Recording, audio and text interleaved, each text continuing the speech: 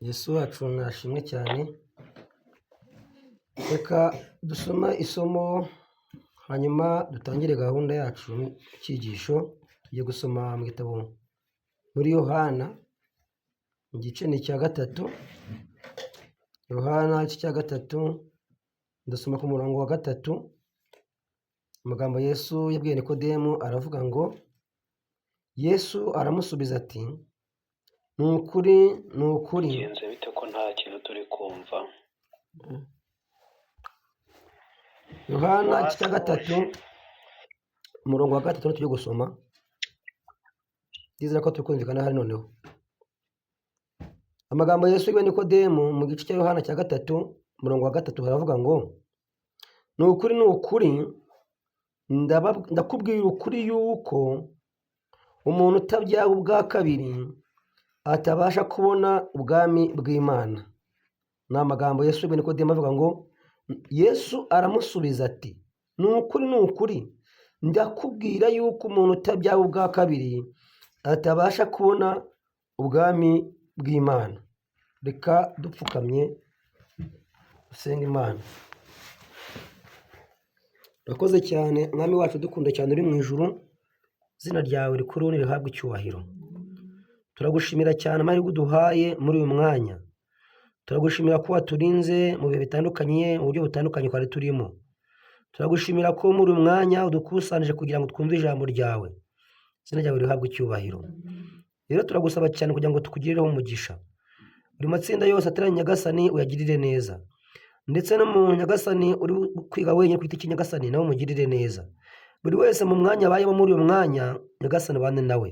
Ube hagati muri twebwe. Ijambo ryawe rihagarikire Nyagasani kugira ngo ribe inkota, ribe uburyo budasanzwe ukoresha, ibe inyundo ibasha kumenagura ikintu cyose, ibe imbaraga ihindura umutima w'umuntu wese, ibe uburyo bwunga buri muntu wese Nyagasani n'umutima w'umuntu cyangwa se umuntu yungwa nawe cyane mu buryo budasanzwe. Ube umwanya wo kongera kuvugurwa mu bugingo bwacu kuko ariyo mahirwe uduhaye muri uyu munsi. Reka rero muri uyu mwanya uduhe kubatizwa n'umubatizo w'umwuka wera, kandi uduhe kwakira ijambo rivuye mu ijuru muri uyu mwanya nk'ijambo ry'ubugingo, nk'ijambo ry'agaciro. Udukomereze mu ruhande rwawe rero uyu munsi wose tukugireho umugisha kuko ari kuba bisezeranye, natwe kwizera amasezerano Nyagasani mu izina rya Yesu, amena. Reka rero dukomeze muri iri somo ryo muri Yohana, igice ni icya gatatu. Ni ikiganiro Yesu yaganiriye na Nikodemu. Umutwe w'amagambo aratubwira ngo, ikintu cy'ingenzi mu bukirisitu. Umutwe w'icyigisho aratubwira ngo, ikintu kimwe cy'ingenzi ku mukirisitu cyangwa se mu bukirisitu. Ni Nikodemu na Yesu baganiraga. Igihe rero baganiraga, Nikodemu baganiraga na Yesu, yari umuyobozi, yari umubwiriza, yari umwigisha, umuntu udasanzwe, ariko yari abuze icy'ingenzi mu bukirisitu. Hari ikintu rero Yesu yavuze umuntu ashobora kubura akazarimbuka, cyangwa se ashobora kubona akazajya mu ijuru. Ntabwo Yesu yavuze ibintu byinshi, yavuze ikintu kimwe. Ni icyo umuntu ashobora kubura akazarimbuka, kandi yakibona akazajya mu ijuru. Ndahera ku murongo wa mbere kugira ngo aya magambo yumvikane neza. Hariho umuntu w'umufarisayo witwaga Nikodemu, umutware wo mu Bayuda. Uwo yasanze Yesu nijoro, aramubwira ati, mwigisha, tuzi yuko uri umwigisha wavuye ku Mana, kuko ari ntawe ubasha gukora ibimenyetso ujya ukora keretse Imana iri kumwe nawe. Aya magambo muyatekerezaho cyane. Baratubwiye ngo Nikodemu atangiye ataka Yesu, aravuga ati, turabizi nta muntu mu isi y'abazima, nta muntu muri kino gihe cyacu ubasha gukora cyangwa se kuvuga cyangwa se kugera ku rwego uriho keretse gusa Imana ibaye iri kumwe nawe. Mu yandi magambo, ubu Nikodemu ari guhamya ko Yesu ari umwana w'Imana, ari guhamya ko Yesu ari umuntu udasanzwe. Noneho hanyuma Yesu ngomba kumwitegereza, aramureba cyane, aramwitegereza, areba mu mutima we.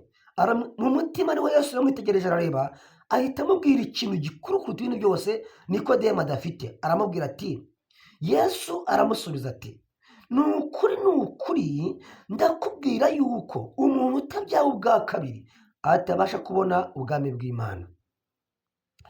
Iri jambo Yesu abwiye Nikodemu nta hantu rwose urebye riri guhurira cyane n'amagambo Nikodemu amubwiye. Nikodemu atangiye amushima, atangiye amurata, atangiye amwereka uburyo ari udasanzwe, umuntu w'igitangaza, umuntu ubana n'Imana, umuntu ukora ibitangaza, umuntu uzwi kandi umuntu usobanutse. Yesu amwitegereje abona ibyubahiro amuhereje nta kintu bipfana n'umutima Nikodemu afite. Aravuga ati muvandimwe, cyangwa se ubwo uri kuntaka, ubwo uri kumvuga neza, ni ukuri ikintu uri kubura cy'ingenzi mu Kristo ni uko utarabya ubwa kabiri. Utabyawe ubwa kabiri ntubasha kwinjira mu bwami bw'Imana.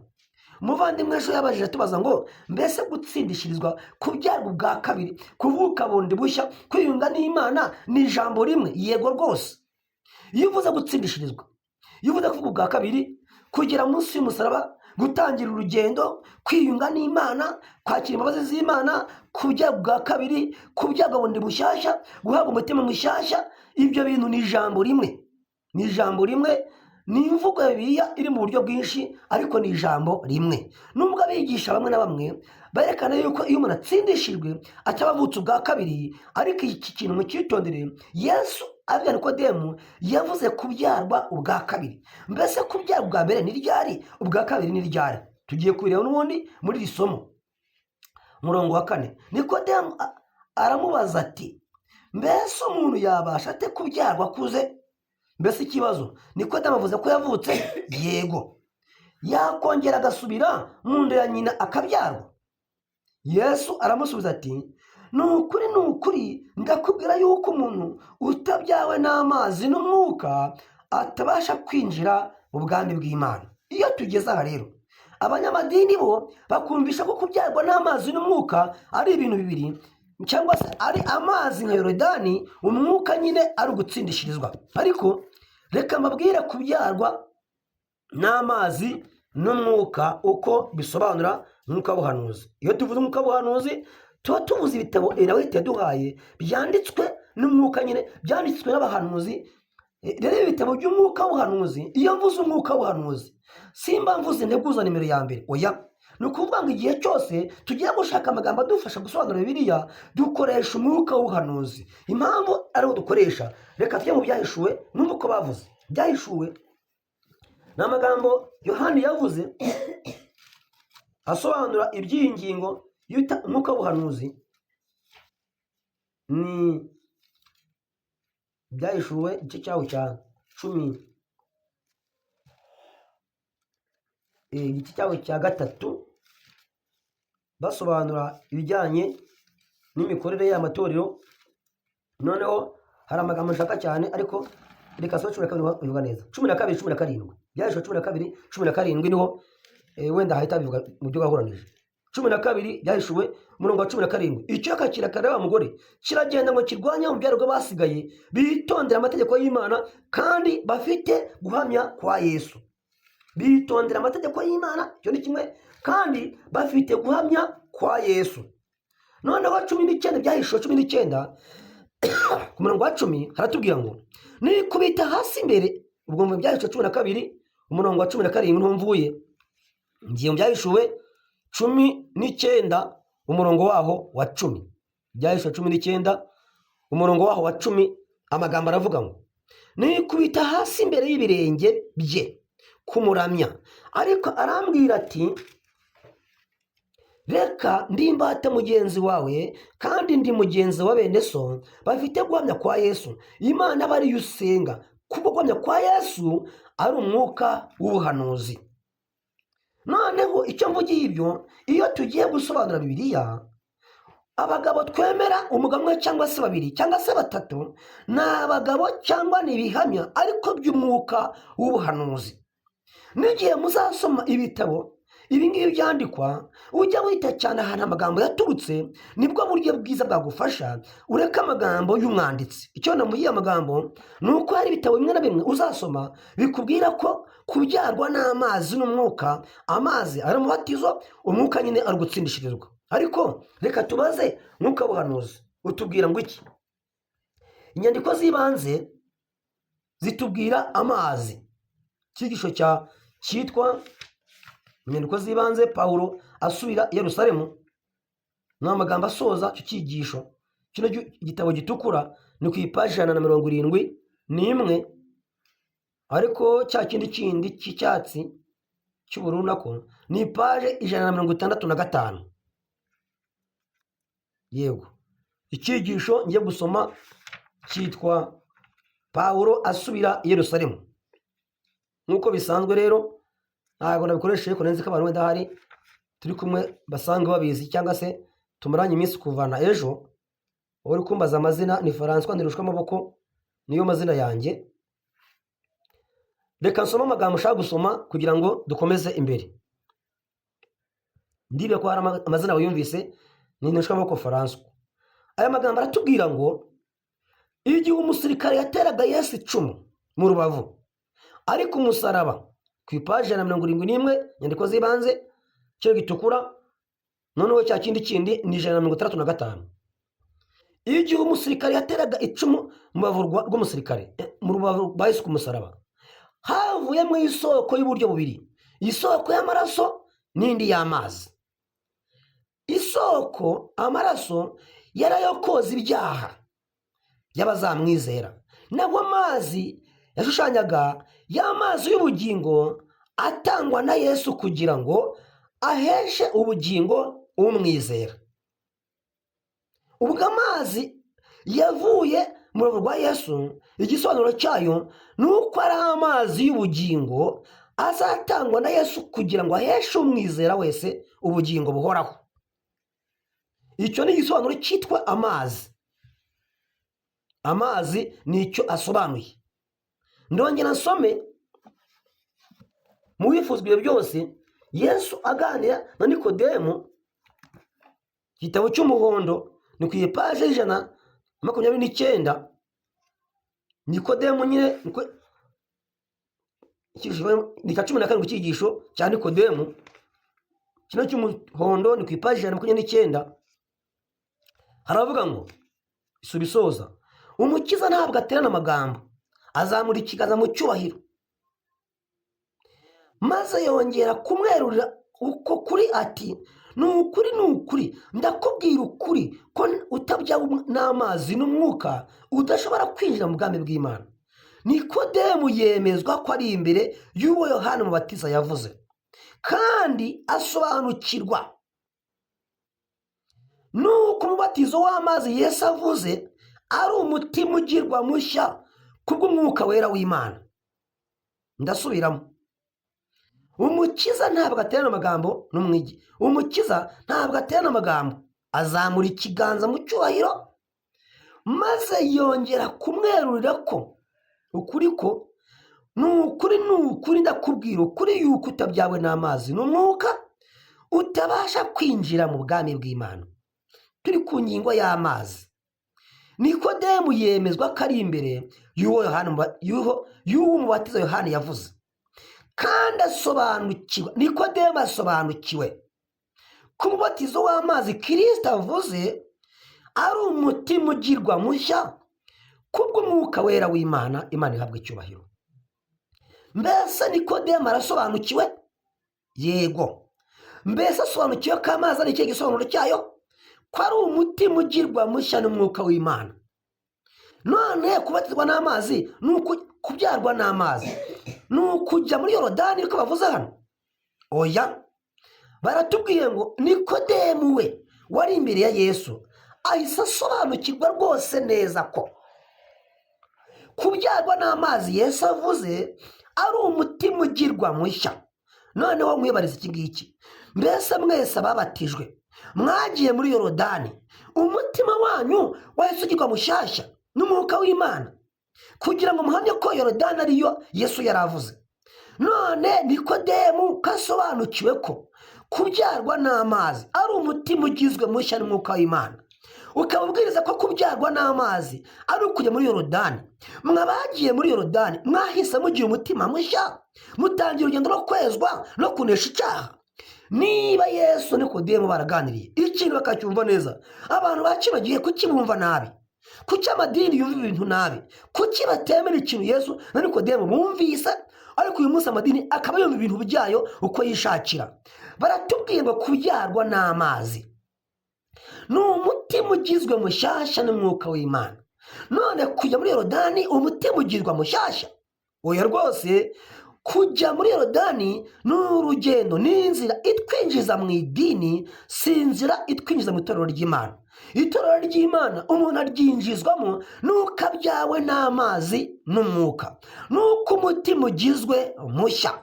Mbese umutima w'umuntu ugirwa mushya ryari? Avuye mu gituro ugirwa mushya ryari? Nyuma yo gutsindishirizwa cyangwa atsindishirijwe? Ijambo ry'Imana ritwemeza ko iyo umuntu atsindishirijwe ahabwa umutima mushya. Iyo umuntu atsindishirijwe yandikwa mu gitabo cy'ubugingo. Iyo umuntu atsindishirijwe aba atangiye urugendo. Iyo umuntu atsindishirijwe aba avuye mu rupfu ageze mu bugingo. Iyo umuntu atsindishirijwe aba ageze munsi y'umusaraba. Iyo umuntu atsindishirijwe aba ahawe imbaraga y'Imana imukura mu bubata bw'icyaha. Iyo umuntu atsindishirijwe aba avuye mu biganza bya Satani agiye mu biganza by'Imana. Iyo umuntu atsindishirijwe Imana iramwenyura. Reka tubisome. Iyo umuntu atsindishirijwe ngo Imana iramwenyura. Igitabo cyitwa Ubutumwa Bwatoranijwe, reka nsome ayo magambo. Iyo umuntu atsindishirijwe ngo n'Imana irishima ubwayo nayo ikaririmba. Ni mu cyiciro cyitwa cya 10 cyitwa abamarayika beza barusha imbaraga abamarayika babi. Reka dusome aya magambo ku ngingo yitwa ijuru ryo gutsindira ku ipaje 77. Niho ngiye gusoma. Kino cy'umuhondo njye nicyo mfite, ariko ni cyiciro cya 10 ku ngingo yitwa ijuru ryo gutsindira. Baratubwira ngo, reka nsome amagambo asa nk'aho zirasubiye wenda yo hasi. Dufite umucunguzi utuvuganira, Mwuka Muziranenge akomeza kwitegereza ibyo dukora. Ubu dukeneye kwitegereza neza. Ni umuzingo wa mbere ndi gusoma. Ubu dukeneye kwitegereza neza. Mwumva ikintu bavuze? Ubu dukeneye kwitegereza neza kugira ngo ibyo dukora mu kubaha Imana ukuri gushobore kugaragara nk'uko kuri muri Yesu. Abamarayika ni intumwa zivuye mu ijuru, mu by'ukuri zihora zizamuka kandi zimanuka, zigatuma ijuru n'isi bikomeza kugirana umubano. Abamarayika b'intumwa bitegereza ibyo dukora, bahora biteguye gufasha abantu bose mu ntege nke zabo, bakarinda abantu bose amakuba n'imico mbonera nayo ku mubiri nk'uko kugira neza kw'Imana kuri.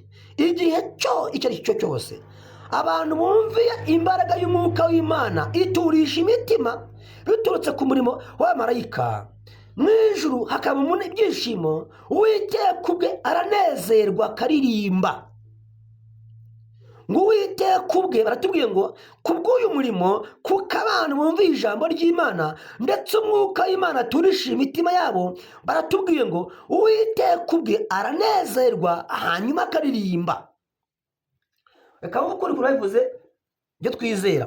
Igitabo cy'Abadiventisti byo bizera, kw'iri hame ryaho batubwira ingingo yo gutangira urugendo. Ihame ryaho rya 10. Abadiventisti 7 bizera imibereho y'agakiza. Iri hame ryo gutsindishirizwa, amagambo nshaka gusoma muri ryo, baratubwira ngo mbese umuntu haba habaye iki gihe atsindishirijwe.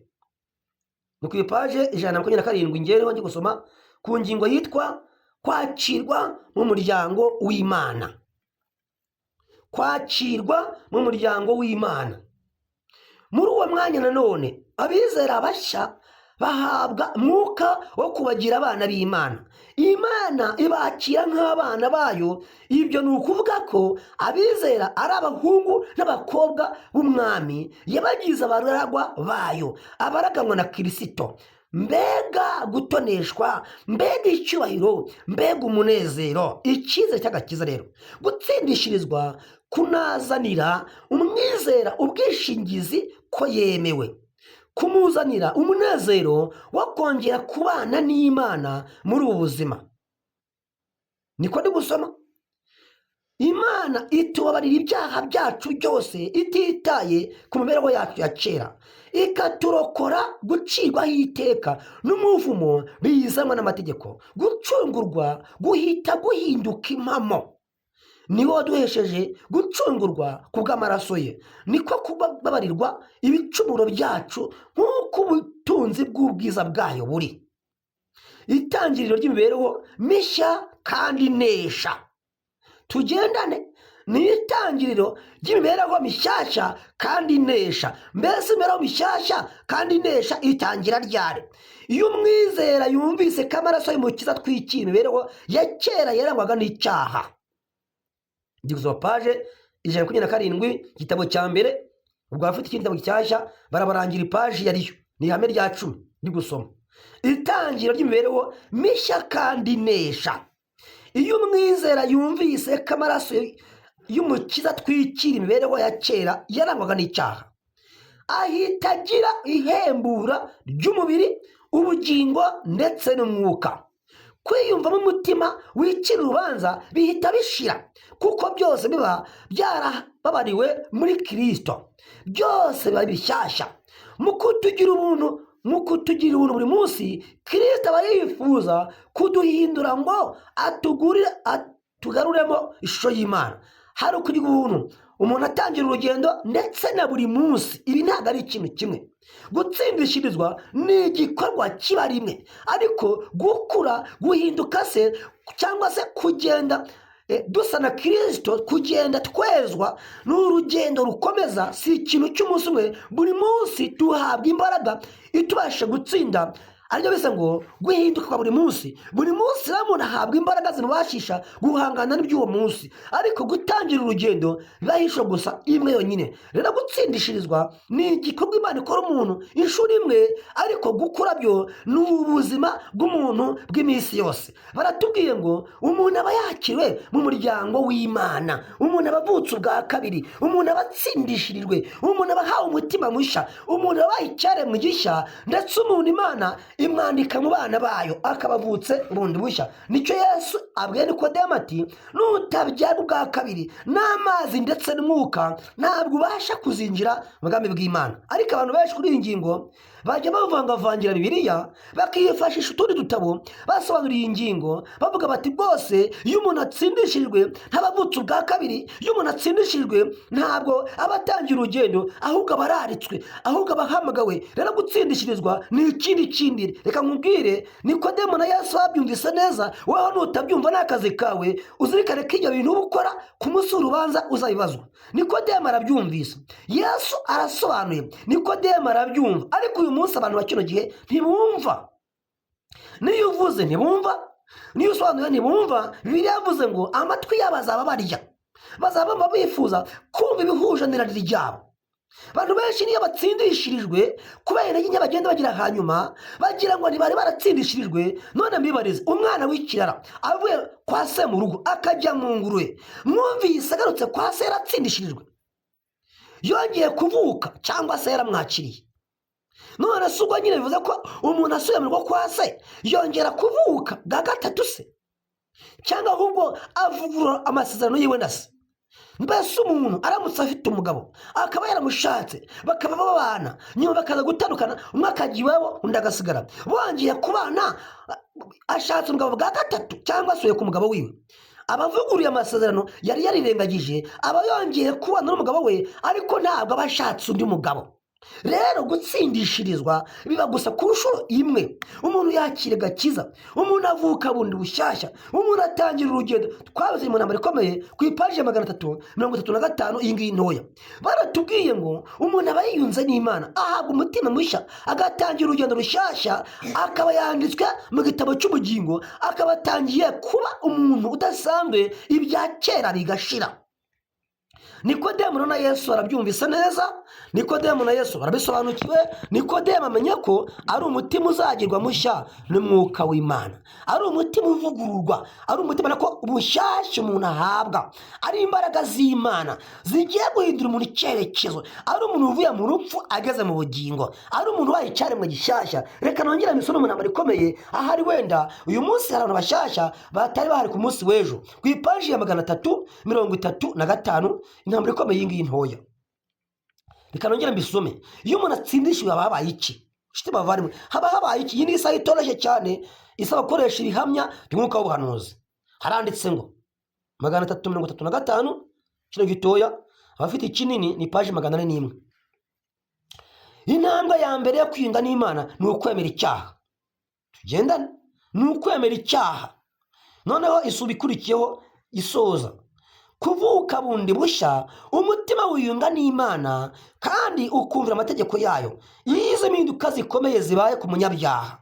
Urumva ko yari umunyabyaha, none impinduka zibayeho, abavuye mu rupfu ageze mu bugingo, abavuye mu cyaha ageze mu butungane, abavuye mu kwica amategeko y'Imana no mu bwigomeke ageze mu kumvira no kuyoborwa n'Imana. Imibereho ya kera yo kwitandukanya n'Imana ibishize, maze hagatangira imibereho mishya y'ubwiyunge. Kwizera n'urukundo biratangira.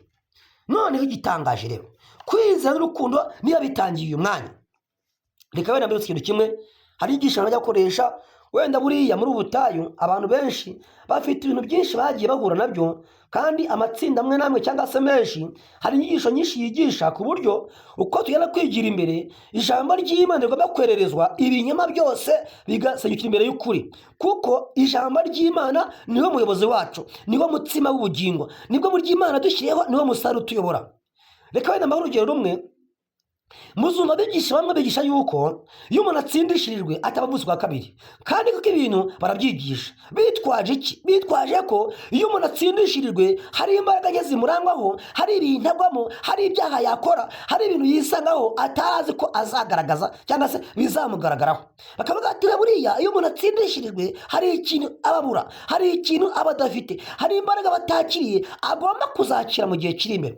Ibi bintu twahuye nabyo mu bihe bitandukanye, byitwa kuva mu gituro, byitwa ku byago bwa kabiri. Bamwe bati iyo umuntu atsindishirijwe ntabwo aba avutse ubwa kabiri. Bakoresha isomo Yesu yakoresheje akora ku mpumyi ku maso inshuro ebyiri. Mu inshuro ya mbere yakoze ku maso y'iyo mpumyi, arabibwira ati hari ikintu ureba. Impumyi aravuga iti ndabona abantu basa n'ibiti bigenda. Bakavuga bati ubwo umuntu Yesu amukozeho ku inshuro ya mbere, batera ku inshuro ya kabiri amukozeho areba byose neza. Ikibazo batubwa rero iyo umuntu atsindishirijwe aba amaze ageze mu mwanya wo kubona ibintu bisa n'ibiti bigenda, aba atareba neza, areba ibintu by'ibikezekeze, abakozweho rimwe akeneye kongera gukorwa bwa kabiri. Mbibarize, Disimasi yakozweho kangahe? Ni rimwe, ni kabiri? None se niba Yesu yavuze ngo uyu munsi tubona paradizo, Disimasi azarimbuka, mbese umuntu aramutse atsindishirijwe agahita apfa, yazajya mu ijuru? Yego. Bivuze ngo gutsindishirirwa ni igikorwa cy'Imana cyuzuye gituma umuntu ahabwa uburenganzira bujya mu ijuru. Ariko iyo atinze kuri iyi si ahirimbanira imico yo kuzahatura, ariko icyangombwa kimujyanayo cyo gihabwa umuntu atsindishirijwe, cyangwa gitangwa umuntu atsindishirijwe. Ku bw'izo mpamvu rero mbibutse ikintu kimwe, hari ibintu biri muzagenda mubona muri uru rugendo. Abayisiraheli bavuye mu Egiputa bajya i Kanani, bari amatsinda abiri, umugabane ugizwe na Kalebu na Yosuwa. Yosuwa na Kalebu baratubwiye ngo umutima bavanye mu Egiputa, imbaraga bahawe bakijyaho umwana w'intama, babonye imbaraga zibashoboza gutangira urugendo. Biratubwira ngo Yosuwa na Kalebu bari batunze uwundi mutima. Iyo uhamije ko rero iyo umuntu atsindishijwe atavutse ubwa kabiri, hari ibindi azakorerwa kugira Imana imwakire mu bana bayo. Ubu uvuze ko Yosuwa na Kalebu mu rugendo rwabo batigeze bakiranukira Imana nk'uko Imana ibishima. Biratubwira ngo Yosuwa na Kalebu imbaraga bavanye mu Egiputa bakomeje kujyana izo mbaraga. Yosuwa arivugira ati ni Kalebu ati umutima, imbaraga nari mfite nyiva kwa Farawo n'uyu munsi ndacyazifite. n'Imana irahamya ko Yosuwa na Kalebu bari batunze umutima wihariye. Nshuti bavandimwe, hari abantu bagomba gutsindishirirwa nka Adamu. Amaze gutsindishirirwa nta kindi cyaha yakoze, uwo ni mu itsinda rya Kalebu na Yosuwa. ariko hari abandi uzabona bagira ingorane z'imbaraga nkeya nka ba Aroni, nka ba Mose, nka ba Miriyamu, bagize ibintu bagenda bagwamo muri uru rugendo, bagenda basitaraho, ariko Yosuwa na Kalebu ntabwo basitaye. Yosuwa na Kalebu nta kosa ryabagaragayeho, batangiye neza basoza neza. Adamu aguye mu cyaha akakihana akakibabarirwa, nta bindi byaha yakoze ntabwo dusoma. Abeli ntabwo batubwira ngo yigaragaye mu bindi byaha. Enoki ntabwo batubwira ngo yigaragaye mu bindi byaha. Nshuti muvandimwe, ujye utandukanya ibintu. Niba byarakunaniye kwezwa, niba gutsinda byarakunaniye, wifata urugero rw'ubukristo ku buzima bwawe bwananiranye, bwagoranye, bw'intege nkeya. Baratubwiye ngo hari amatsinda abiri yavuye mu Egiputa. Yosuwa na Kalebu hari itsinda bari barimo, ariko hari abandi babonetse abanyambaraga nkeya bagiye bagwa mu bintu runaka, ariko Imana ikongera ikabagirira neza, ikongera kubagarura mu nzira yayo, bagasinzira bari mu ruhande ruzima, ariko hari amakosa yabagaragayeho. Rero nshuti yanjye, utazahuza ibi bintu ngo uvuge yuko iyo umuntu atsindishirijwe ataba avutse ubwa kabiri. Oya rwose, reka wenda mbisome muri Bibiliya. Reka dukomeze umurongo waho wa 6. Ikibyagwa n'umubiri nacyo ni umubiri, n'ikibyagwa n'umwuka nacyo ni umwuka. None Yesu avuze kubyarwa inshuro zingahe? Hari inshuro ya mbere yo kubyarwa n'umubiri no kubyarwa n'umwuka. Iyo umuntu avutse ku nshuro ya mbere, abyawe n'ababyeyi biwe, abavutse mu mubiri, haba habayeho uburyo bw'umubiri, haba havutse umubiri, haba habayeho uburyo bugaragara. Ariko Yesu avuze ngo ikibyagwa n'umwuka nacyo cyitwa umwuka. Iyo umuntu abyawe ubwa mbere, abyawe n'ababyeyi be, niko batubwiye, ntabwo ababyawe n'umwuka, ababyawe n'umubiri, ababyawe mu buryo bw'umubiri, ababyawe n'ababyeyi bagaragara. Inshuro ya mbere umuntu abyarwa n'umubiri, abyawe n'ababyeyi biwe. Inshuro ya kabiri abyarwa n'Imana ubwayo, imubyaje ijambo ryayo, imubyaje umwuka wera, imubyaje amaraso y'ikaruvari. Bivuze ngo kubyarwa ubwa kabiri ni ibintu Imana ikora itsindishirije umuntu. Yohana cya mbere umurongo wa 12. Reka tugasome Yohana cya mbere umurongo wa 12. Haratubwira ngo icyakora abamwemeye bose bakizera izina rye, yabahaye ubushobozi bwo kuba abana b'Imana. Abo ntibabyawe n'amaraso cyangwa ubushake bw'umubiri cyangwa ubushake bw'umugabo, ahubwo babyawe n'Imana. Ubwo hari igihe Imana ibyara umwana wayo. Imana ibyaza iki? Baratubwiye ngo aba ntibabyawe n'ubushake bw'umubiri cyangwa ubw'umugabo, ahubwo babyawe n'Imana. Imana ibyaza abana bayo umwuka w'ubugingo, ibyaza abantu ijambo ryayo. Amaraso y'ikaruvari niyo ahindura umuntu icyaremwe gishya, niyo ahindura umuntu akaba icyaremwe gishya. Imbaraga y'umwuka w'Imana ikinjira muri we, agahinduka ubugingo buzima. Rero batubwiye ko Imana ibyaza abantu ijambo ryayo. Baravuze ngo aba 12, ari icyakora bamwemeye bose bakizera izina rye, yabahaye ubushobozi bwo kuba abana b'Imana. Aba ntibabyawe n'amaraso cyangwa ubushake bw'umubiri cyangwa ubushake bw'umugabo, ahubwo babyawe n'Imana ubwayo. Imana niyo yabyaye abantu, ibabyaje ijambo ryayo. Reka nsoma andi magambo, isomo cyo muri Yohana n'ubundi hagaruka igitabo cya mbere cy'Abakorinto cya 15. Mwumva ko bavuze kuri iyi ngingo yo kubyarwa uburyo bubiri. Abakorinto ba mbere 15, ndasoma ku murongo waho wa 43. Kabari nsoma. Baravuga ngo wenda kugira ngo amagambo ushaka ngiro 44. Reka nsome umurongo wa 42. No kuzuka kw'abapfuye n'amagambo Pawulo arimo kuvuga, avuga iby'imbaraga y'Imana uburyo ikorera mu bantu, aragaragaza ibintu bibiri bitandukanye.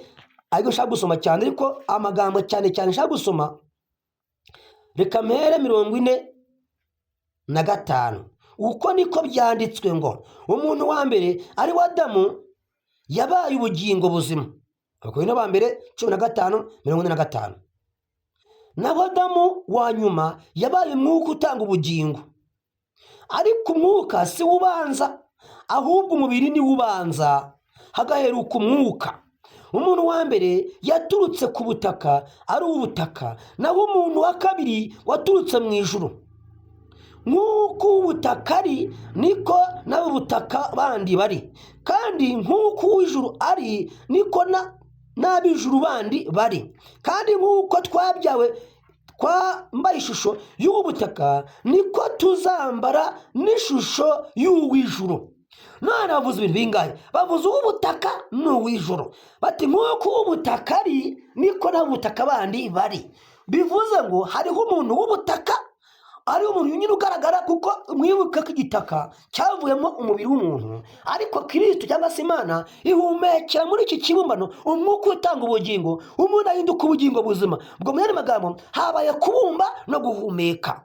None iyo umuntu abyara n'ababyeyi be, haba hakorwa icyo bita ikibumbano, hasigaye ko gihabwa umwuka w'ubugingo kugira ngo uyu muntu ahinduke icyaremwe gishya, ahinduke ubugingo buzima. Iyo umuntu aravutse abyawe n'ababyeyi, ntabwo avukana ubugingo buzima, oya, ntabwo avuka afite umwuka w'Imana umuhindura umwana w'Imana, ahubwo avuka afite umubiri nyine ahumeka bisanzwe, ariko ikintu ari kubura, abura umwuka w'ubugingo utanga ubugingo, abura umwuka w'Imana. Ariyo mpamvu agomba kwigishwa iby'ikaruvari, aricyo Dawidi yavuze ko umuntu avuka atandukanye n'Imana, uhereye akivuka bari kure y'Imana rwose. Yobu akavuga ati umuntu wabyawe n'umugore amara igihe gitoya, ntabwo ari intungane, avuka agotoma ibyaha nk'amazi. Umuntu avuka yangiritse, umuntu avuka ari umunyabyaha rwose. Ibi biranditse, reka tubisome wenda hari nibwo uramenya ko kuvuga ku inshuro ya mbere haba harimo ikibazo.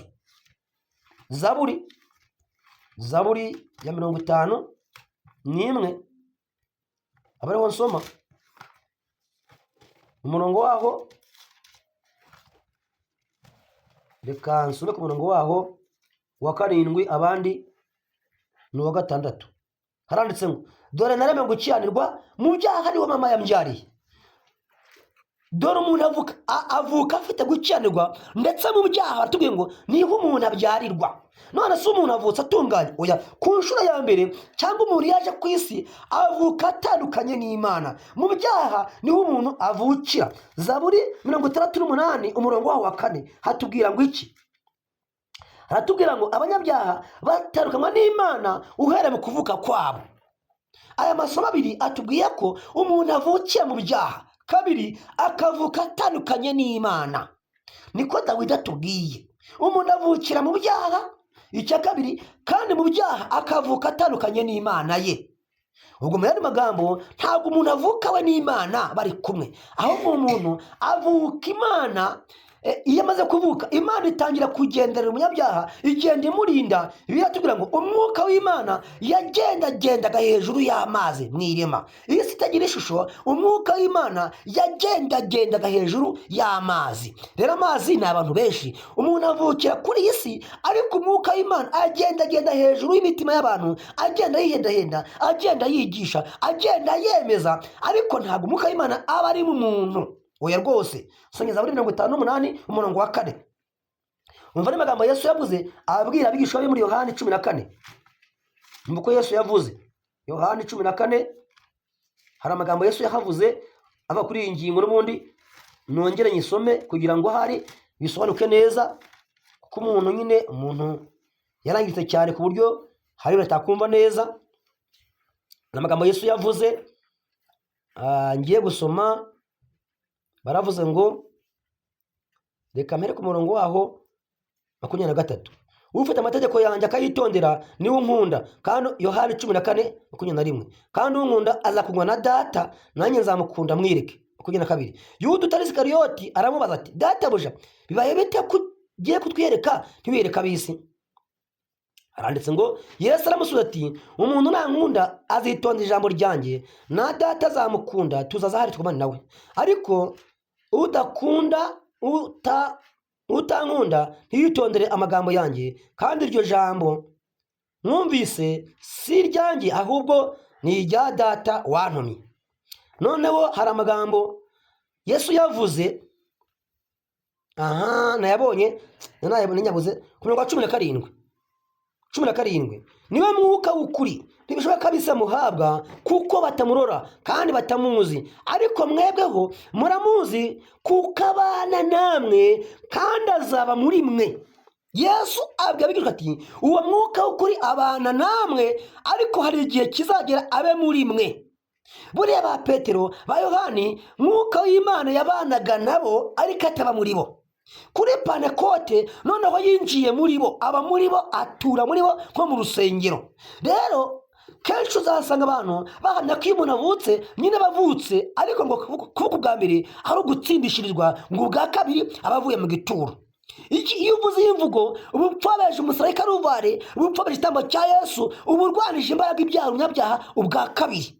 Niba byarakunaniye kunesha ibyaha, dore ko bisa nkaho ari ikintu rusange. Ariko mwibutsa ko bava mu Egiputa amatsinda yari abiri, ntabwo ryari rimwe.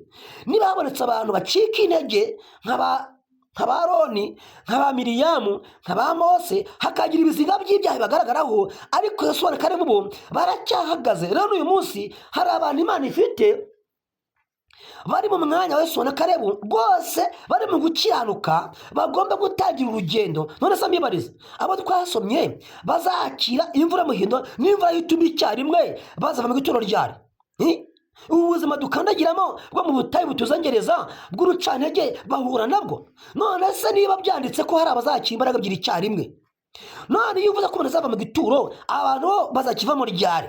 Mbese ubwo iyo uvuze ngo kujya mu gituro, ikintu busobanuye ibwo Imana ibyara ibintu bihwereye, Imana ibyara ibintu byapfuye, Imana ibyara ipfushije, ntabwo ibyara umuntu muzima. Kuko niba gutsindishirizwa ari ugupfa, ubwo Kristo ntabwo abyaye, ahubwo arapfushije. Karuvali nta kintu ibyaye, nta kintu icunguye, nta kintu ibonye, kuko havutse umuntu upfuye. Muri make ntanavutse. Ubwo Yesu muri make gutsindishirizwa cyangwa se kujya ku musaraba kwa Yesu nta kintu kumaze, nta kintu kubyaye, ahubwo ikifite agaciro wenyine ni icyo wise gutsindishirwa cyangwa se kuva mu gituro. None gutsindishirwa ni ugupfa.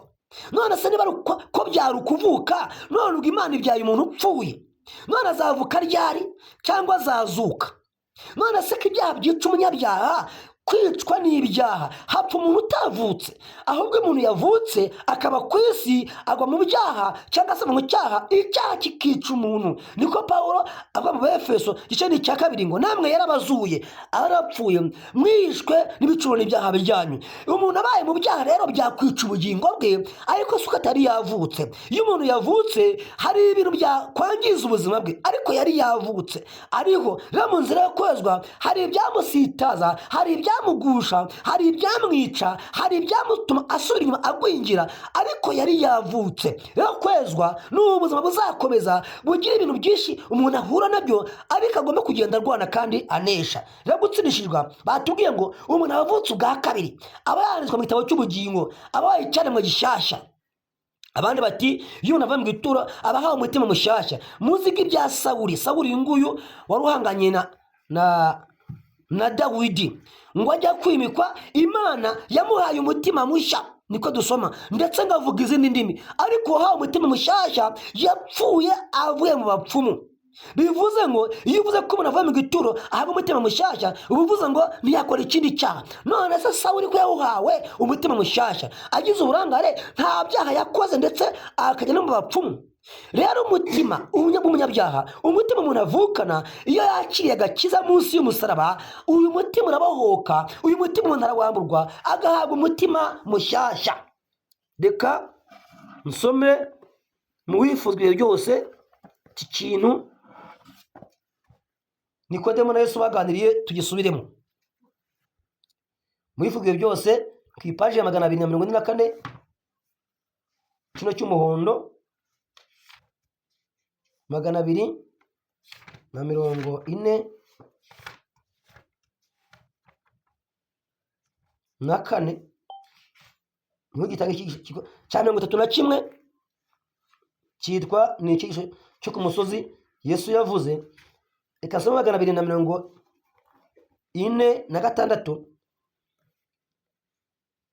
amagambo atubwira ngo hahirwa abashavura. Ndagira ngo kuri ingingo tugendane. Hari ibintu Yesu yavuze muri Matayo 5 avuga abakene mu mutima, avuga abashavura, ndetse n'abo bantu bafite umutima uboneye. avuga ku ngingo y'abakene mu mitima, yaravuze ngo mbese ubukene mu mutima ni iki? Ni igihe umunyabyaha ijambo ry'Imana rizamuwe akumva hari ibintu abura, akumva hari ibintu adafite, akumva hari intambwe atateye, akumva mu bugingo bwe hari imbaraga atifitemo, akeneye kwakira, akeneye kumva neza, akeneye gutera intambwe, akeneye gufashwa n'Imana kugera ku rwego ibintu bigenda neza.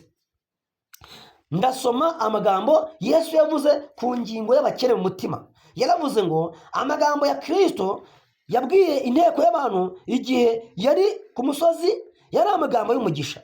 Aravuga ati hahirwa abakene mu mitima yabo kuko aribo bifuza gucungurwa. Ubutumwa bugomba kubwirwa abakene, ntabwo ari abanyagasuzuguro biyumvamo ko ari abakungu maze bakumva ko ntacyo bakeneye, ahubwo ni ab'imitima iciye bugufi ishenjaguwe. Isoko yoza ibyaha yarafukuwe, ariko igerwaho gusa n'abakene mu mitima yabo. Isoko yoza ibyaha yarafukuwe, ariko ni bande yafukuriwe? Ifukurwa kubw'abantu b'abakene mu mitima yabo. Igitabo kindi ni ku ipaje 199, ahari wasanga aya magambo yaterwa icyo cyo n'ubundi ni ingingo yitwa abakene mu mitima yabo, mu gice 31 cyitwa kubwiriza ikibwirwa cy'umusozi w'imigisha. Noneho ingingo abashavura. Hahirwa abashavura. Hahirwa abashavura. Reka nkomeze.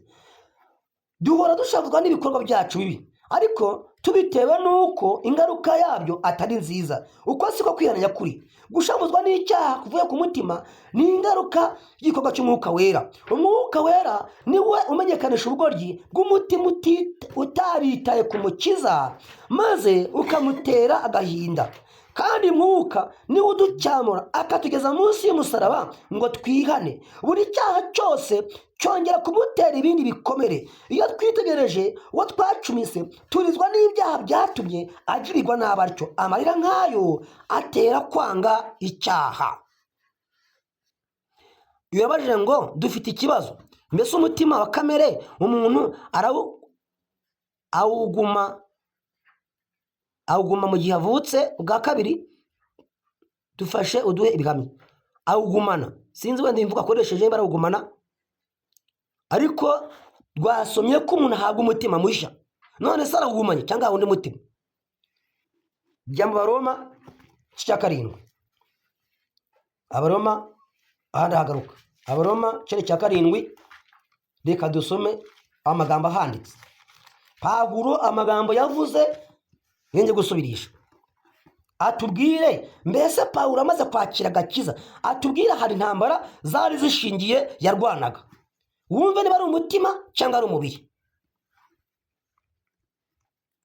Uko wabyita kose, ubyita imbaraga y'umuzuko, ubyita kuva mu gituro, ubyita gushira amanga, gutsindishirizwa, umuntu abahawe icyangombwa, ahabwa umutima mushya, niko twasomye. Ibindi wowe wabyita ni imyumvire yawe. Reka nsome Pawulo aduha igisubizo muri Bibiliya.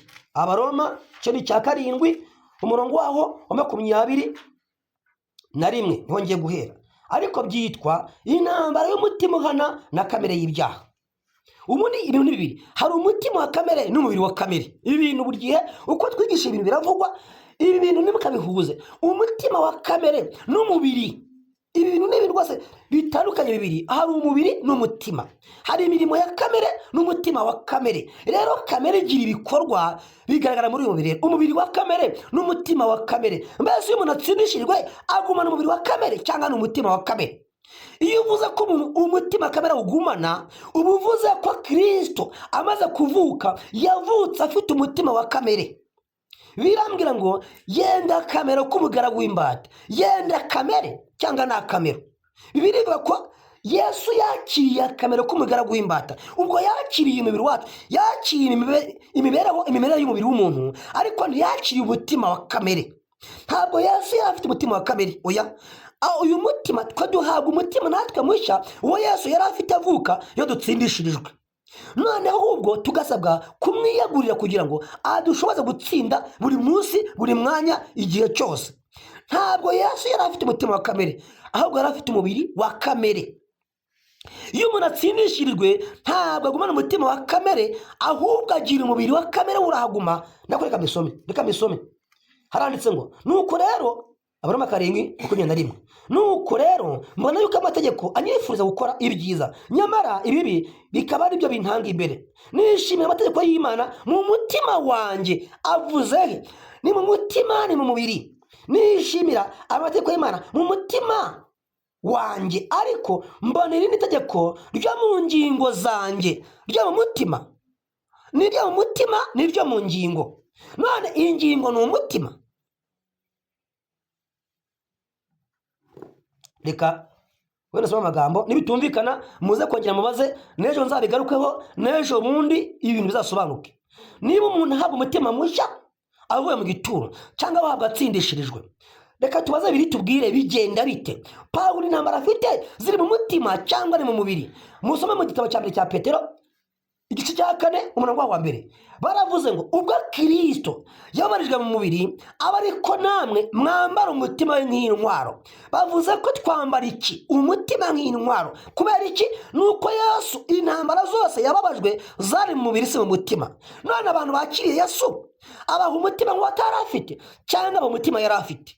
Ariko ubundi ibintu biva he? Ibintu ni Satani ubizana, kuko abantu benshi bakoresha inzira y'Imana, bakoresha iminzani ya kimuntu. Reka soma Bibiliya wumve. Baravuze ngo, Pawulo aravuga ngo ariko mbona irindi tegeko ryo mu ngingo zanjye rirwanya ibyaha byo mu ngingo zanjye. Yemwe mbonye ishyano, ninde wankiza umubiri untera urupfu? Avuze umutima cyangwa ni umubiri? Ninde wankiza umubiri untera urupfu? Imana ishimwe kuko izaginyiza kubwa Kristo Yesu umwami wacu. Nuko jye mu mutima wanjye ndi imbata y'amategeko y'Imana, ariko muri kamere ndi imbata y'amategeko y'ibyaha. Avuze ahantu habiri, avuze mu mutima no mu mubiri. Aravuga ati nasanze ko mu mutima wanjye ndi imbata y'Imana ishaka. Imana ituye mu mutima wanjye, ariko muri uyu mubiri wanjye haracyari ibintu bindwanya. Ariko ngize umugisha, mbonye itegeko rirwanya ibyaha byo mu ngingo zanjye. Mu yandi magambo, mu mutima habonetse imbaraga izahangana n'imbaraga izava mu isi, muri kamere y'umubiri, ndetse hari Satani, hari mubiri, ndetse isi, Satani n'umubiri ni abanzi batatu. Ariko mu banzi batatu ntabwo hari mu mutima. Ni isi, ni Satani n'umubiri. Pawulo aravuga nawe ngo muri uyu mubiri mvumbo y'imbaraga izamba kuhatsindira, kuko Kristo atuye muri jye. Rero muri jye ni mu mutima. Ntabwo Pawulo avuze ngo mu mutima wanjye ndi imbata y'amategeko y'ibyaha, ahubwo intambara Pawulo agiye kurwana ni intambara y'umutima n'umubiri, ni intambara y'umwuka w'Imana utuye mu mutima, ariko ugiye guhangana n'ibyifuzo bya kamere y'umubiri, n'ibyifuzo by'isi, n'ibyifuzo bya Satani. Reka mbabwire, ejo kabisomye ku ipaje 100 ubutumwa bwatoje muzingo wa mbere, ngo umuntu keretse atije umwanzi umurindi agakingura umutima, naho ubundi umwanzi ntafite uburenganzira bwo kumenya ibyo umuntu atekereza. Tudatije umwanzi umurindi rero ntabwo yabasha kutunesha. Gutsindishirizwa ni igikorwa kibaho rimwe. Kwezwa ni intambwe umuntu agenda atera uko agenda yigira imbere. Kunesha kwa buri munsi ni intambwe yo kwezwa, ariko gutsindishirizwa kuvuga kabiri, kwakira Yesu, kugera ku musaraba, guhabwa umutima mushyashya, gutangira urugendo, ni imvugo imwe, ariko abantu bakoresha mu buryo butandukanye bitewe n'agace niwe kubwirije. Izi mvugo zizatandukana, ariko Yesu na Yohana, Yesu na Nikodemu nako baraganiriye, barabihuza. Ariko no muri Isabo guhuza byaranze. Umubiri n'umutima ni ibintu bibiri bitandukanye. Umutima wa kamere ni umwanzi w'Imana. None tega amakuru yumve neza. Abaroma baratubwira ngo, reka nsubire mu Roma, nsubire wenda hari ibintu byumve neza, Imana imfashe ubyumve neza rwose, ibigusobanuriye bikumvishe, kuko amagambo yanjye ntabwo yabikumvisha. Reka nsobanure icyitwa umwanzi w'Imana ni iki. Umwanzi w'Imana ni umubiri cyangwa n'umutima. None si Imana dukiza umwanzi wayo nk'umutima. Nako reka mbisome Abaroma igice cyabo cya 8. Reka tubisome igice cya 8 cy'Abaroma, turebe umwanzi w'Imana ninde. None si umuntu atsindishijwe agumana umwanzi w'Imana kandi Imana ije gutura muri we. Abaroma 8:6 haranditse ngo umutima wa kamere utera urupfu, ariko umutima w'umwuka uzana ubugingo n'amahoro. Ku mutima wa kamere umwanzi w'Imana, kuko utumvira amategeko y'Imana ndetse ntushobora kuyumvira. Erega burya abari mu butware bwa kamere ntibashobora kunezeza Imana. None mbibarize, umwanzi w'Imana ninde? Ni umutima wa kamere. None se umwanzi w'Imana tujya ngaha, niba gutsindishirizwa umuntu Itangiriro 3:15, nzashyira urwango hagati yawe n'inzoka no hagati y'imbyaro zanyu zombi. None urwango rushyirwamo niba umuntu yatsindishijwe abaho urwango rwanga icyaha, bisobanuye ko Imana koko yafata Kristo akajya mu nguni imwe, Satani akajya mu yindi nguni. Mbese hari ukeza abami babiri? Ntibishoboka. Yakunda umwe cyangwa se akanga uwundi. Biri tubwira yuko ntawe ukeza babiri. Niba wizera ko wowe iyo umuntu atsindishijwe abaho inyamaswa ebyiri, ngiriye cyane akaba ari itsinda, iriye gahoro akaba ari itsindwa, icyo kintu ni ubuyobe. N'abagiye bagisoma bagikuye mu bitabo bitari umwuka w'ubuhanuzi byanditswe n'abantu. Reka mbe nk'urugero, uzasanga amagambo ari mu nzandiko za Pawulo, ariko cya gitabo cy'umwuka w'ubuhanuzi uzasanga muri Munteguza nimero ya mbere, kiriya si umwuka w'ubuhanuzi, ni ibitabo abantu biyandikiye. Umwuka w'ubuhanuzi rero ni ibitabo bya Ellen White gusa. Integuza nimero ya mbere, integuza nimero ya kabiri, iya gatatu, iya kane, iya gatanu, iya gatandatu n'iya karindwi si umwuka w'ubuhanuzi. Iriya bitabo n'igihe uzashaka ibihamya mu Nteguza volume ya mbere ngo umuntu ngo ntabavutswa kabiri, icyo kintu ni ikinyoma. Utanze ibihamya kitari umwuka w'ubuhanuzi. Igihe utanze ibihamya byo mu Nteguza nimero ya mbere ni amagambo y'umwigisha utubwiye, si umwuka w'ubuhanuzi.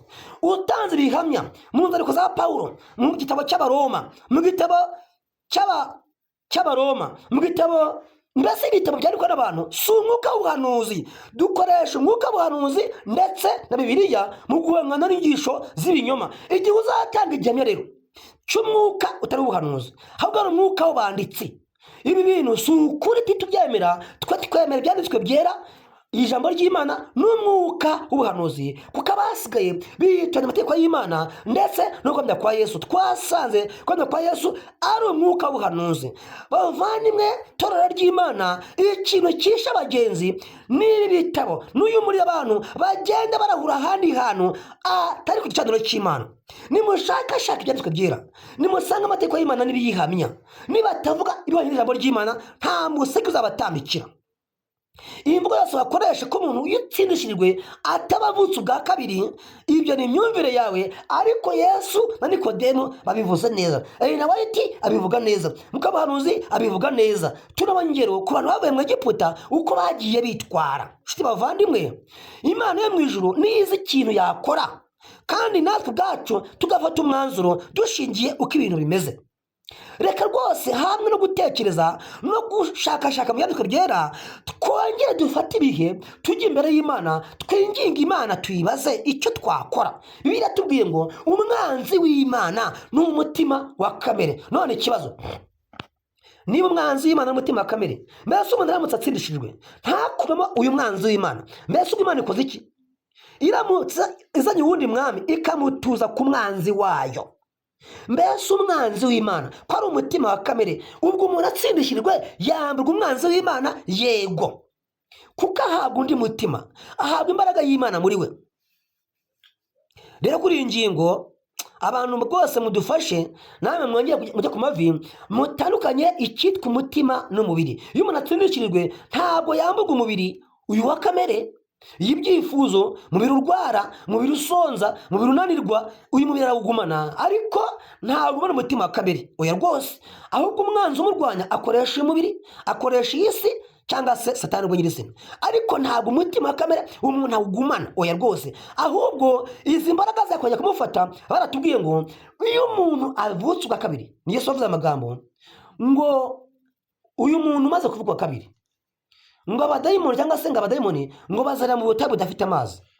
Iyo umuntu yabakuwemo, ngo ariko hashira igihe bakongera kuza kureba ko ya nzu nta kintu kirimo, ngo iyo basanze ko yiteguwe neza nta kintu kirimo, ngo bongera kuyinjiramo. Hanyuma n'umugenzi wawe yaratubwiye, mugenzi wa mbere wa muntu ari mu kazitiro nawe yaratubwiye ngo nunukanye umwuka w'Imana, nanze kumvira ibyifuzo by'umwuka w'Imana ngo mpamagara Satani araza mbamo. Urumva se yari arimo Satani? Urumva yari arimo? Ntabwo yari arimo, ahubwo yaje kumubamo. Rero iyo umuntu yakiriye Yesu, Satani ava muri we, umutima we, Yesu agatura mu mutima. Ahubwo intambara ibikurikiyeho niyo kwezwa. Pawulo cya 8 cy'Abaroma atubwiye ko umutima wa kamere ari umwanzi w'Imana, ariko 12 atubwira ngo nuko mutanga imibiri yanyu ibitambo byera bizima bishimwa n'Imana. Bivuze ngo iyi ntambara irakomeza, yatangira mu mutima bigasoza mu mutima hatsinze mu mubiri. Niba bavuze ngo mutanga n'imibiri yanyu, ariko yabanje gutanga umutima. Pawulo yabanje gutanga umutima, atanga umutima kugira ngo n'umubiri nawo uzabone imbaraga z'ubutsinda. Ubu umuntu urapfuye abatsindishirijwe, nicyo none kubaza, ariko nyina mu gutsindishirizwa umuntu apfana na Kristo ryari? Mbese ubundi Kristo imbaraga zidashikira yatanze iri tangazo apfuye, yaravuze ngo birarangiye. Avuze iyi mvugo ari ku musaraba ngo birarangiye, byari birangiye. Disimasi yatsindishirijwe Yesu atarapfa. Yesu azutse aba ngo nahawe ubutware bwose mu ijuru no mu isi. Rero bavandimwe, kuri iyi ngingo igihamya kimwe cyangwa bibiri kimwe ntigihagije, ahubwo tubonye ko iyo umuntu avutse ubwa kabiri, niko twasomye, aba avuye mu gitabo cy'urupfu agiye mu cy'ubugingo, aba yakiriye imbaraga muri we ibasha kumubashisha kuba umwana w'Imana. Rero Pawulo atubwiye ngo intambara ikomeye ari kurwana ni iy'umubiri, ntabwo ari iy'umutima. Reka dukomeze imbere gatoya, wenda kuri iyi ngingo turacyahari rwose, tuzayiganiraho. Ibihamya birahari kandi ijambo ry'Imana ribivuga neza. Reka dikomereze njye ku ngingo ndindi n'ubundi yitwa hahirwa abashavura. Ko dufite n'abandi bantu muri iyi minsi yacu bahamya yuko umuntu ahishuriye ibyaha byiwe akajya agahinda kabyo, akajya amahoro mu mutima ngo abatsindishirijwe. Ariko baratubwiye ngo duhora dushavuzwa n'ibikorwa byacu bibi, ariko bitewe n'uko ingaruka yayo bitari nziza. Uko si ukwihana nyakuri. Gushavuzwa n'icyaha bivuye ku mutima ni ingaruka y'igikorwa cy'umwuka wera. Umwuka wera niwe umenyekanisha ubugoryi bw'umutima utaritaye ku Mukiza, maze ukamutera agahinda. Kandi ni umwuka niwe uducyamura akatugeza munsi y'umusaraba ngo twihane. Buri cyaha cyose cyongera kumutera ibindi bikomere. Iyo twitegereje uwo twacumise, turizwa n'ibyaha byatumye agirirwa nabi atyo. Amarira nk'ayo atera kwanga icyaha. Amarira nk'ayo abonetse atera umwuka w'Imana atera kwanga icyaha. Uburyo rero bwiza amuraza kudufasha, abafite ibibazo muze kubyandika, hanyuma muze kubyohereza kuri ya nimero, hanyuma cyo tubihere. Kuko hari igihe umuntu mubaza ikibazo yakivuyeho kuko barangaye, bigatuma umuntu ahora yizenguruka mu cyigisho kandi ibintu yari yabivuze. Niba utasobanukiwe uza kongera wandike ikibazo cyawe, hanyuma cyo tugihereho. Nibwo buryo bwiza. Nakomeje rero, hahirwa abashavura batubwiye ngo ishavu turiterwa nuko umwuka w'Imana atujyanye munsi y'umusaraba ngo twihane. None munsi y'umusaraba ni munsi y'igiti? Oya, kuva Yesu avutse kugera apfuye, ubwo buzima bwose yasakiyemo ni ubuzima bw'umusaraba. Rero avuga ngo mwuka w'Imana araducyamura, mwuka w'Imana aratuyobora, mwuka w'Imana niwe utwemeza mu mitima yacu, akatwumvisha, akaduhishurira uburyo Yesu yagiriwe nabi, uburyo Yesu yababajwe. Ibyo bintu ni mwuka w'Imana ubyumvikanisha muri twe.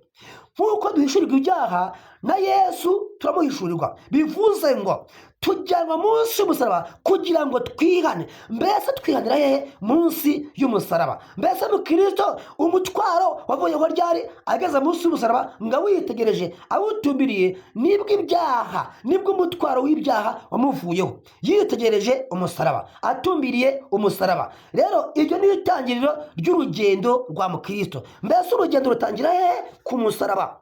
Ntabwo rutangira umuntu arimo kwezwa, ahubwo iyo umuntu atsindishirijwe aba atangiye kwezwa, aba atangiye urugendo rujya mu ijuru.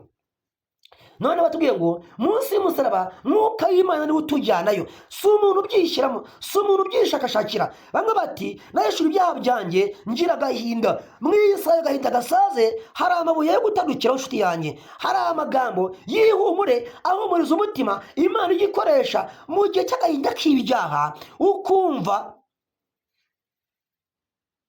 Ukumva mbese ukumva ntubyumvise neza, ukumva wagira ngo urababariwe, ukumva wagira ngo urahumurijwe, ukumva wagira ngo hari ikintu kidasanzwe kibaye, wowe ukeneye nimero ya telefone bayiguhereze, cyangwa nidusoza ndayiguhereza, bayikwandikireho MTN, Inyarwanda ndetse n'inganda nazifite, baziguhe hanyuma uze kubaza, uze kunyohereza icyo kibazo.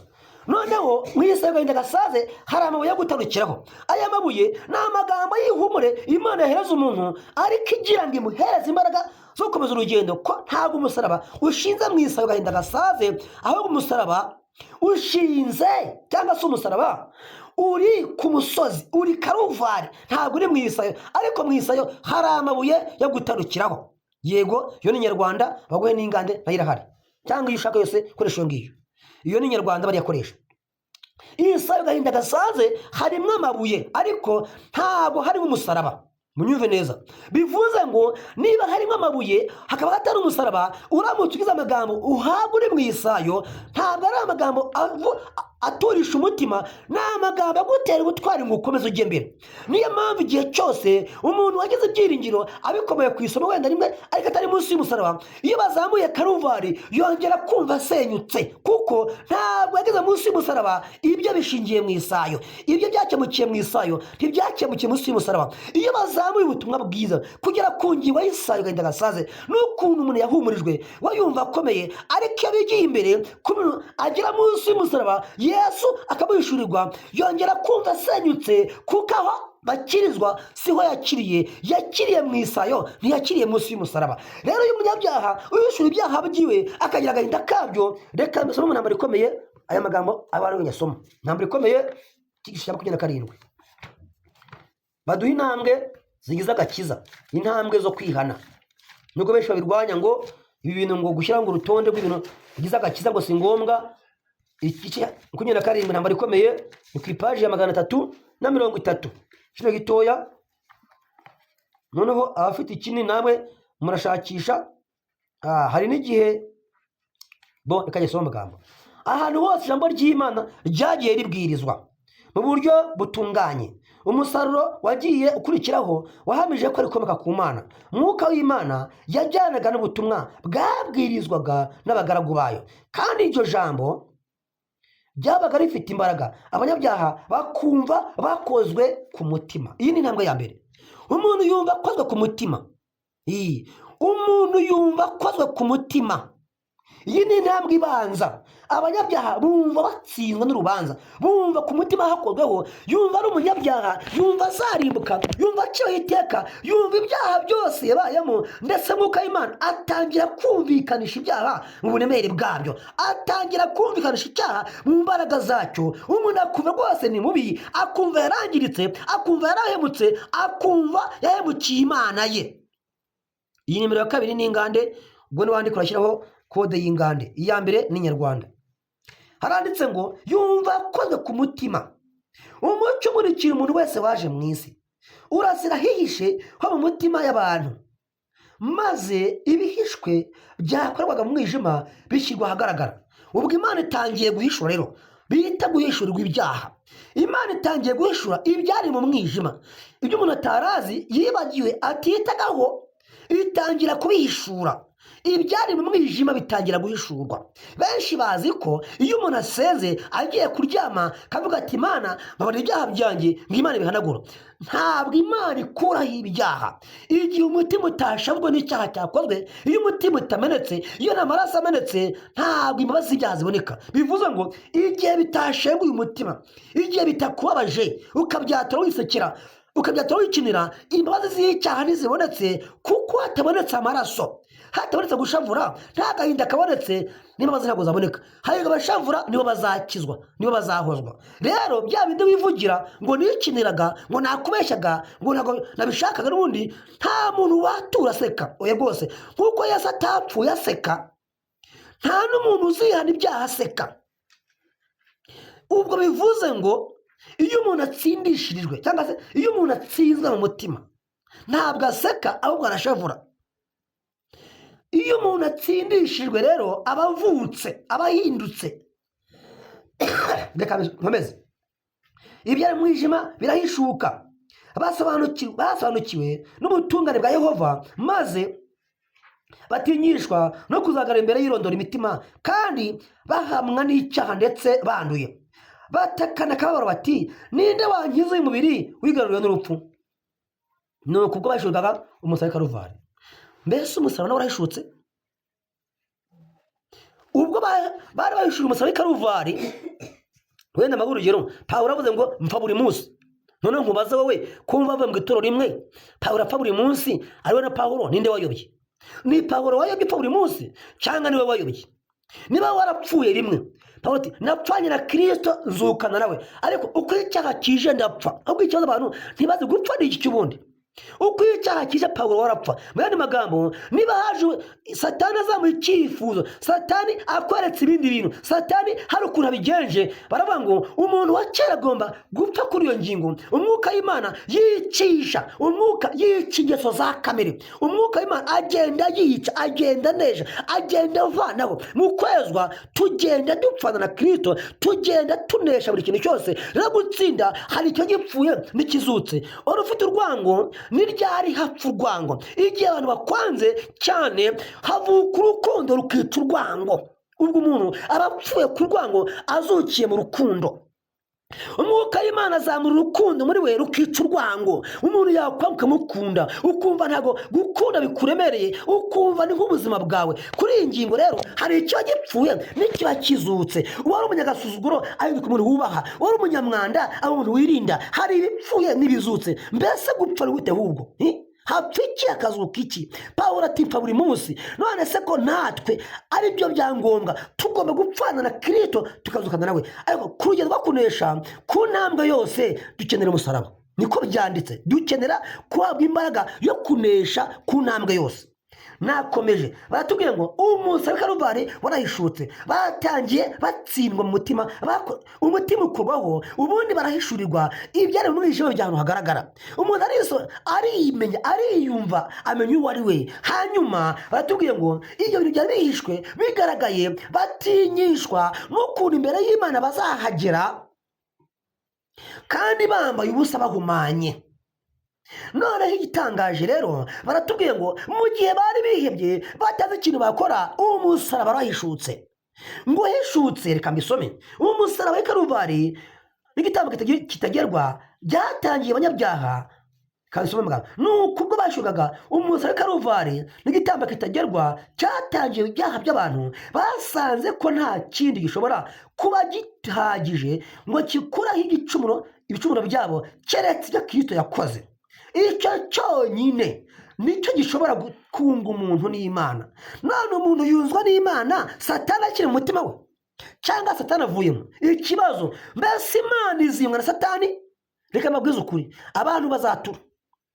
Iyo yigishe ko umuntu yatsindishirijwe, Satani aba akiri muri we. None Imana izigera yiyunga na Satani? Bibaho? Satani n'Imana bahura, biragatsindwa n'Imana ibyo bibaho. Gusa Imana ikubabarira imyumvire wari ifitiye ntabwo bizi. None biyunze n'Imana. Umva, icyo cyonyine nicyo gishobora kunga umuntu n'Imana. Bemeye ntama w'Imana ukuraho ibyaha by'abari mu isi, bafite kwizera kandi baciye bugufi kuko amaraso ya Yesu babara ibyaha byose bakoze. Abo bantu beza imbuto zikwiriye abihannye, barizeye. Ni ukuvuga ngo kuri iyi ngingo munyumve neza, none umuntu wiyunze n'Imana, Satani aba akiri umutima we, yaba yiyunze n'Imana cyangwa Satani yaba yiyunze na Yesu? Gusa hari ibintu nyine utakumva ngo nyine ukumva ni nk'ikiganiro gisanzwe. Umuntu aramutse yiyunze n'Imana, umutima arimo Satani, ubwo Yesu yiyunze n'umuntu na Satani? Birashoboka se? None se Adamu na Eva bamaze gucumura ko Satani yinjiye muri bo, bamaze gutsindishirizwa yagumye muri bo? Uyu rwose ibyaha byaraneshetse, bagenda ku isi arabanesha. None ubwo umuntu yiyunze n'Imana, Satani aguma mu mutima we. Nshuti bavandimwe, Imana twumvishe rwose ibintu neza, ahari tugendere bundi bushyashya. Ariyo mpamvu dukeneye ko twongera kujya imbere y'Imana ikatwigisha, ikatubwira ko abantu bagiye barya ibintu byinshi mu matsinda atandukanye, abigisha batandukanye bagiye. Ikamabwiza ukuri, nanjye ibintu byo mu gituro narabyize. narabyize maze gutsindishirizwa, bari barambwiye ko umuntu atsindishirijwe biba birangiye, umuntu rwose aba byanditswe hatasibwa ko byamera kose aba ari umwana w'Imana. iyo Imana abyara umwana wayo imubugera rimwe ntigisiba, iyo yanditse kaba kabaye ko, kandi ko Imana abantu bayo yabanditse nubwo ndi ikera cy'Imana, Imana izangarura. hanyuma maze gutsindishirizwa nabaye mu kutamenya, mba mu byaha, ndigaragura, ndangirika, kugeza ubwo imyaka 6 yose yashize narapfuye mu bwonko bwanjye. haza ubutumwa ngo umuntu watsindishirijwe ntaba yavuzwa kabiri, aba yapfuye. ati ikimenyimenyi ni uko akora ibindi byaha hanyuma, kuko barimbwiye nanjye numva nibyo pe, numva nanjye rwose iyo ngingo ntabwo navutse neza, numva ntibyuzuye, njya ku mavi.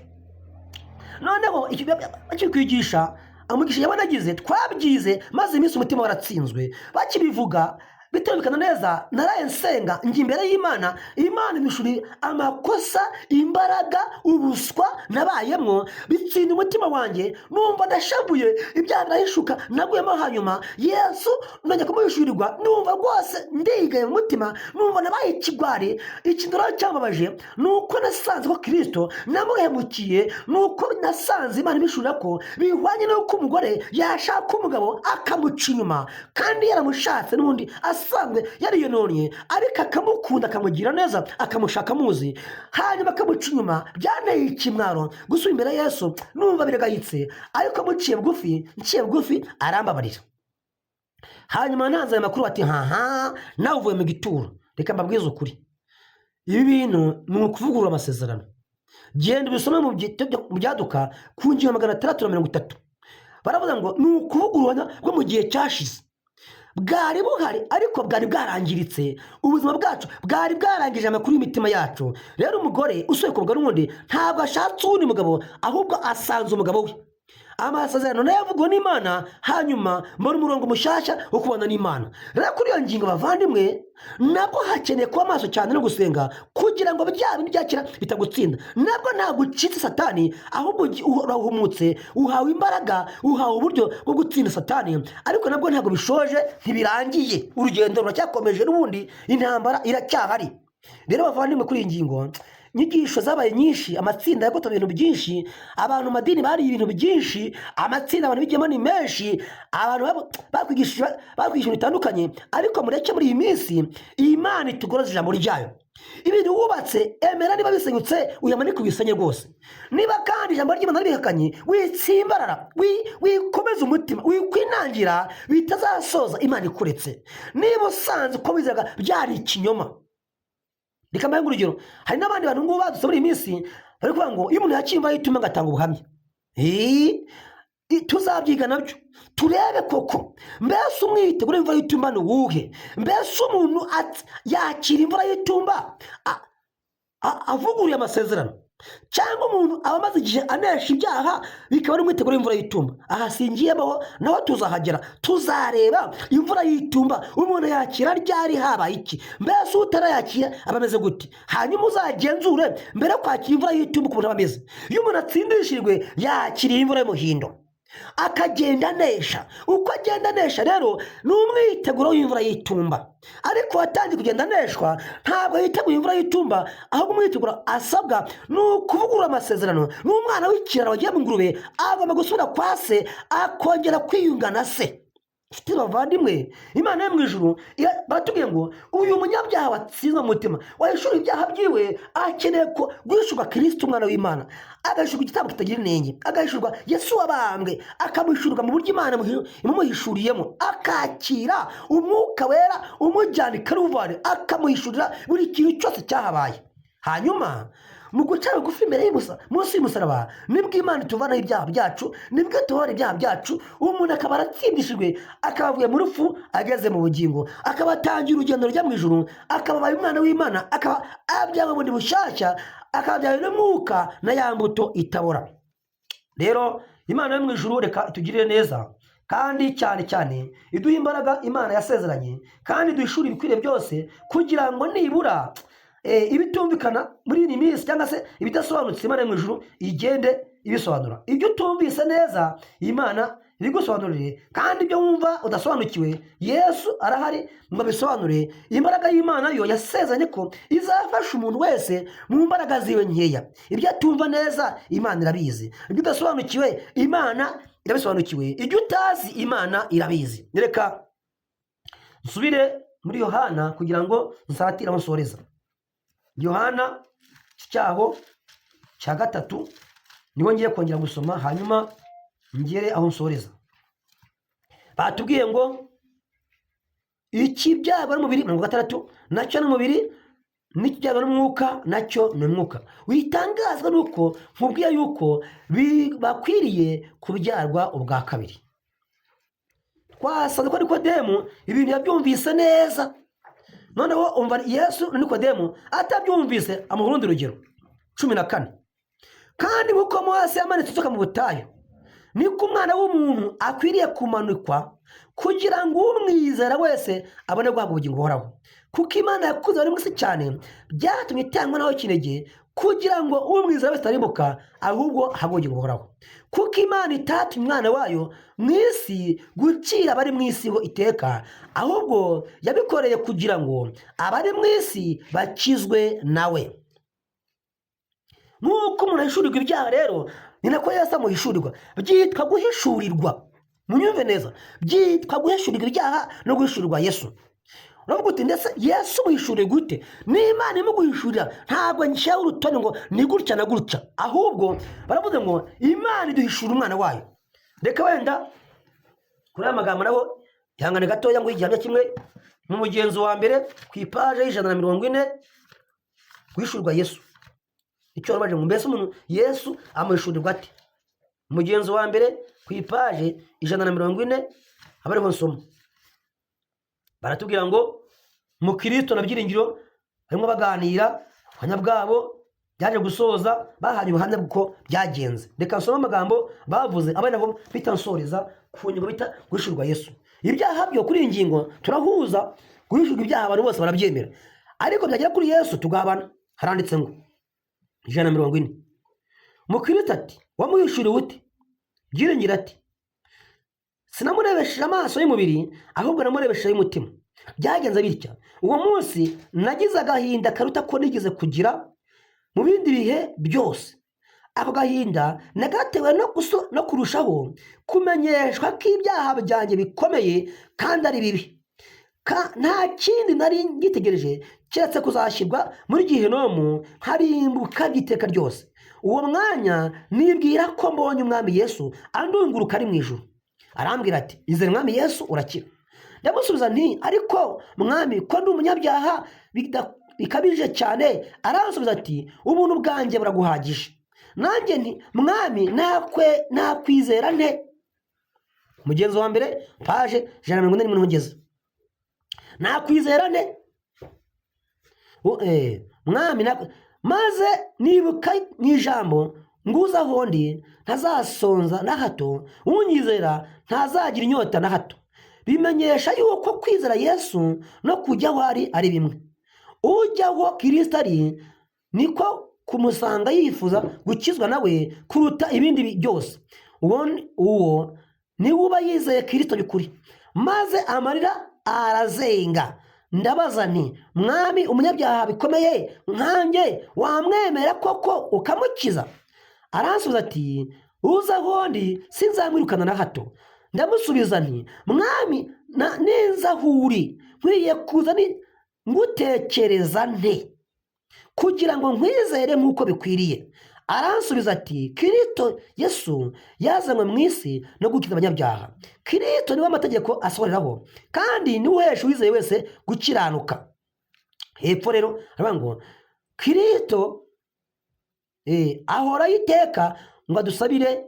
Ibyo byose byanyemeje yuko Kristo ari we mukiranutsi wamesha nanjye gukiranukira Imana no guhongererwa ibyaha byanjye n'amaraso ye. Kandi binyemeza yuko umurimo w'agakiza Yesu yawurangije ku musaraba. We wumviye amategeko ya se ahorwa twebwe abayishe. Kandi menya ko uwo murimo atawikoreye, ahubwo yawukoreye umuntu wese wemera gukizwa ku bwawo akawumushimira. Menye ibyo, umutima wanjye wuzura umunezero, amaso yanjye azanamo amarira, ndushaho gukunda inzira ya Yesu Kristo n'abantu be n'ibyo ashaka ko dukora. Mukristo ati, wayishuwe Kristo koko, mbwira ibyo byatumye umera ute. Hanyuma Byiringiro ati, byamenyesheje yuko ab'isi bose nubwo bibwira ko batunganye rwose bari mu rubanza rwo gucirwaho iteka. Rero bavandimwe, mureke kugora Imana mu mutima, mworohere Imana mu mutima, mwiyoroshye rwose. Igitabo cy'umugenzi rero taracyemera. Mu ntambara ikomeye yarabivuze ko igitabo cy'umugenzi cyadufasha mu ijambo ry'Imana. Uravuga uti nese n'umwuka w'ubuhanuzi. Rero abantu baragoye muri iyi saha, dufite abantu bazi gucondoza, gushaka ibyaha, gushaka amakosa mu cyigisho. Navuze ko umwuka w'ubuhanuzi tuzacyukoresha mu gihe dutanga ibihamya. Nawe uti si umugenzi n'umwuka w'ubuhanuzi, se kiremewe. Umuja w'Imana yarakivuze ko cyadufasha muri iyi nzira ijya mu ijuru. Rero acyemeye siragihakana kuko umwuka w'ubuhanuzi uracyemera. Rero reka ngarukire aha ngaha, ariko asaba Imana yo mu ijuru ngo itugirire neza, iturwaneho, iturengere. Gusa nticyoroshye, ariko hazapfa nyagupfa. Ntabwo umwana w'umwami azapfa, hazapfa nyagupfa. Kuko igihe cyose ijambo ry'Imana ribumbutse, wowe ukazamura impaka, ukazamura amatiku, ukazamura amahane, ufite ikibazo, emera utsindwe, emera uyamanike. Cira bugufi Imana, reka imyumvire yawe, kuko ijambo ry'Imana si we yaryubatseho, ni ijambo ry'Imana. Igihe Imana ivuye mu ijambo ryayo, wowe tuza. Tuze kuko Yesu ari mu nyanja, ibintu byarazikutse, ibintu bigira imbaraga cyane, ariko arambuye ikiganza byose biratuza. Nshuti yanjye, reka buri mwanya turize Imana, wemerera Imana yigisha umutima wawe. Niba ari nako wabyizeraga, yamanikira Imana. Oya, ijambo ratubwira ngo ni Natanayeli ngo yumvise ibya Yesu, yumva ntibisobanutse neza, ariko umwanzuro yafashe ajya munsi y'umutini. Inama nakugira nawe uyu munsi, jya munsi y'umutini, fata ibi usenge, ujye imbere y'Imana uyibaze. Mbese Mana, kuri iyi ngingo kariko nabyizeraga, bakabuza ukundi kuntu, mbese ari ibivuzwe n'ibyo nizeraga, ukuri ni ukuhe? Ongera ubaze Imana ntarirarenga. Wikwibaga ku kinyoma, niba ari ko wabwirijwe, ariko wabwiwe, ariko habonetse undi muco urwanya ibintu wizeraga, habonetse undi bundi buryo bushyashya Imana itangaje. Witsimbarara, wihambira ibintu, oya rwose, wikwihemukira. Cira Imana bugufi, uyemerere, uyitabaze, uyinginge. Imana yasezeranye ko izabana natwe, izatubwira ibintu byose bihishwe, izahisha imitima yacu ibintu byose, kandi Imana izatubwira ibintu byose byatuma tuzazimira. Rero muvandimwe, ndibe ko ubyumvise, guhishurirwa Yesu, ngo uyu muntu amuhishuriwe agira agahinda karuta ako yagize mbere. Mu yandi magambo, yari afite ak'ibyaha yakoreye bagenzi be, ariko Yesu amuhishura noneho amenya ko ibyaha bye byatumye Yesu aturika umutima, byatumye Yesu yambara ubusa. Baravuze ngo ibyo mbimenye rwose, numva umutima wanjye uratuje, amahoro araboneka. Imana mu ijuru itugirire neza, kandi duhe cyane guca bugufi no korohera Imana. Reka umwuka w'Imana atugirire neza, umwuka w'Imana atwumvisha ibikwiriye byose, umwuka w'Imana twambika imbaraga, kandi adukora ibikwiriye byose mu izina rya Yesu. Reka dusenge Imana hanyuma dusoze. Urakoze Mwami wacu dukunda cyane, uri mu ijuru, uhabwe icyubahiro. Turagushimira ko tugiriye neza. Jambo rya mutsima w'ubugingo Nyagasani, niwe rutumanyagura Nyagasani. Reka umwuka wera arisobanure, arivomerere, abyumvikanishe. Umuntu aragoye cyane, umwanzi yazitse abantu ku buryo imyumvire isimbura ibyanditswe byera. Ariko Mana yacu, reka twugirire umugisha muri uyu mwanya uduhaye umutsima w'ubugingo Nyagasani. Uyu mutsima utunga ubugingo bwacu, amahoro yawe ahebuje byose, imbabazi n'urukundo byawe bibana n'imitima yacu. Muri uyu munsi utugirire neza, tukugireho umugisha mu izina rya Yesu.